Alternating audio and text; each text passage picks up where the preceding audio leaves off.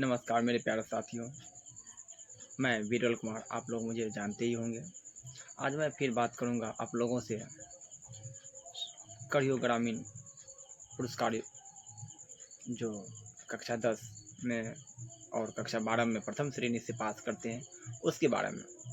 हमारे गांव में कृष्ण जन्माष्टमी के शुभ अवसर पर जो बच्चे प्रथम श्रेणी से कक्षा 10 और कक्षा 12 में उत्तीर्ण होते हैं उनको ग्रामीणों के द्वारा पुरस्कृत किया जाता है। लेकिन उस पुरस्कार को पाने के लिए जो भी बच्चे आते हैं उनके लिए ना तो बैठने की व्यवस्था होती है हमारे करियो पंचायत में, और ना ही उन बच्चों के ऊपर देख रेख की जाती है। कौन बच्चा कहाँ है नहीं है उसके ऊपर कोई देख रेख नहीं, ना ही उसकी जिम्मेदारी कोई ले रही है। और जहाँ तक बात रही पुरस्कार की, आप दीजिए, अच्छी बात है दीजिए, लेकिन आप पुरस्कार उन लोगों से दिलाते हैं जो पुरस्कार देने के योग्य नहीं है, जो आज से पुरस्कार देने से पहले उस बच्चे के बारे में कभी सोचे भी नहीं, उनके भविष्य के बारे में वो कभी सोचते नहीं है। आप उनसे काहे पुरस्कार दिलाते हैं? जो खुद के अपने बाल बच्चे को सही शिक्षा नहीं दिला पा रहे हैं, ना तो उनके बेटे पढ़े लिखे हैं, ना तो वह खुद पढ़े लिखे हैं, तो आप उन आदमियों से, उन व्यक्तियों से आप उस बच्चे को पुरस्कृत करवा रहे हैं, तो उनसे उनको क्या सीख मिलेगी? थोड़ा सा आपको भी ये बात सोचना चाहिए। और आपके यहाँ जो बच्चे पुरस्कृत होने के लिए जाते हैं, क्या आप उनको बैठने के लिए व्यवस्था करवाए हैं कभी? अभी ऐसा तो नहीं है कि आप नया वितरण कर रहे हैं। नहीं, नया में कर रहे हैं तो बोलिए, नया में तो नहीं कर रहे हैं।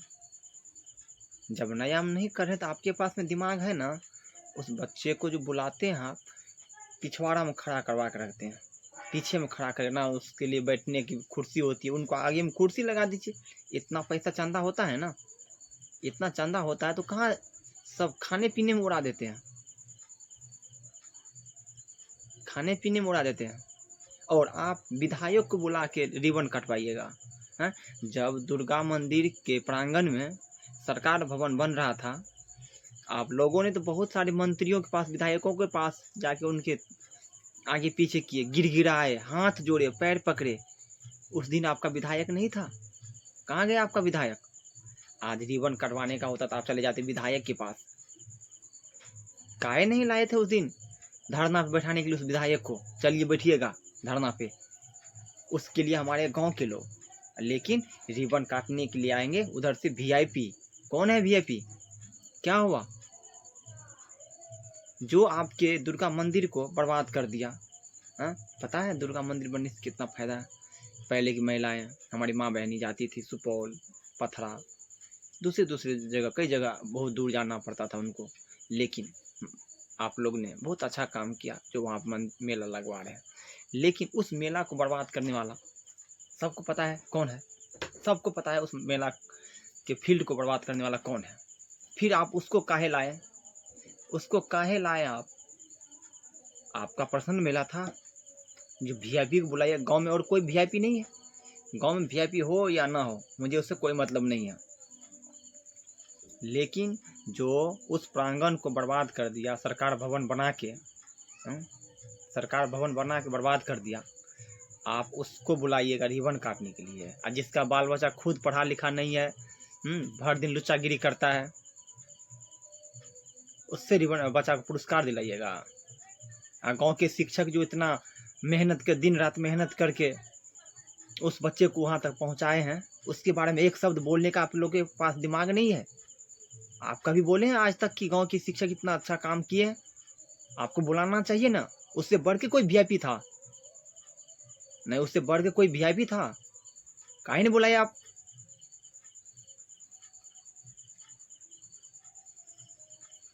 हमेशा आप लोग ये गलत काम वो गलत काम करते रहते हैं। अगर आप बुलाएं वीआईपी को, वीआईपी से कभी आप सोच रहे हैं कि नहीं हम बच्चे को पुरस्कृत कर रहे हैं। क्या पुरस्कृत कर रहे हैं? कौन सा पुरस्कार दे रहे हैं आप? कौन सा पुरस्कार दे रहे हैं? आज तक आप लोग से एक फील्ड तो हुआ नहीं गांव में, एक फील्ड तो हुआ नहीं।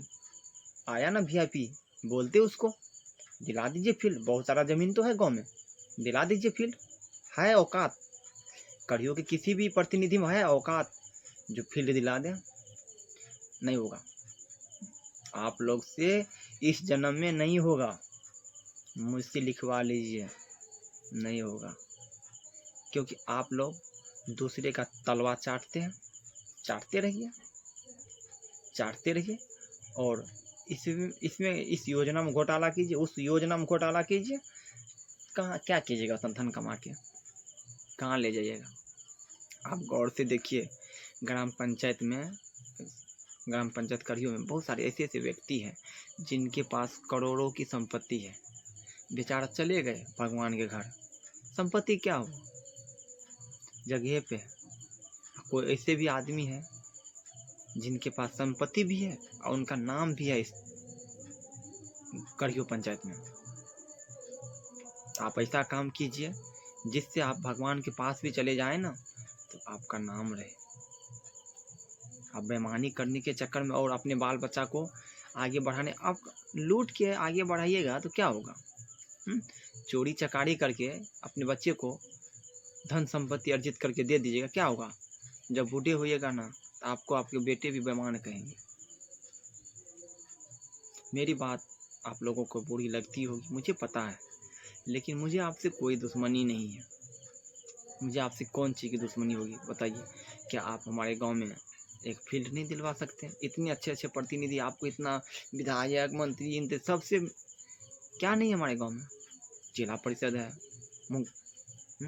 आप वीआईपी को बुलवाते हैं फीता कटवाने के लिए, तो उस वीआईपी को बोलिए ना कि थोड़ी सी मदद करके हमारे गांव में एक बच्चा को फील्ड दिलवा दीजिए। क्यों नहीं कड़ियों पंचायत में कोई एक भी सेना में जा पा रहा है? छोटी सी वैकेंसी आई थी होम गार्ड की, उसमें भी एक भी पास नहीं हुआ। क्यों नहीं हुआ? सब आप लोग की करतूत है। आप लोग के कारण गांव में एक भी नौकरी नहीं हो रही है। दिखा दीजिए किसको हुआ है। नहीं होगा, नहीं होगा, किसी को नहीं होगा। हमारे गांव के जितने पढ़े लिखे भी लोग हैं ना, उस पता नहीं, जब आप सच्चाई के साथ लड़ नहीं सकते हैं तो आपकी डिग्री और आपकी वो कमाई बेकार है। हम भी कमाते हैं, मेरे पास भी पैसा है, ऐसा थोड़ी है हम रोड के भिखारी हैं। रोड के भिखारी नहीं ना, मेरे पास भी है। मैं तो आवाज़ उठाता हूँ गलत का, आप लोग भी उठाइए। अभी इतना बात पे गांव के चमचा आएंगे, दलाल आएंगे, ठीक है, जो प्रतिनिधियों का तलवा चाटने वाले होंगे वो आप मुझे कमेंट में इधर उधर की बातें बताएंगे। बाबू तुमको अगर बताना है, मैं लाइव आके बोलता हूँ, मेरा वीडियो जाता है ना, तुम वीडियो डाल के दिखा। आप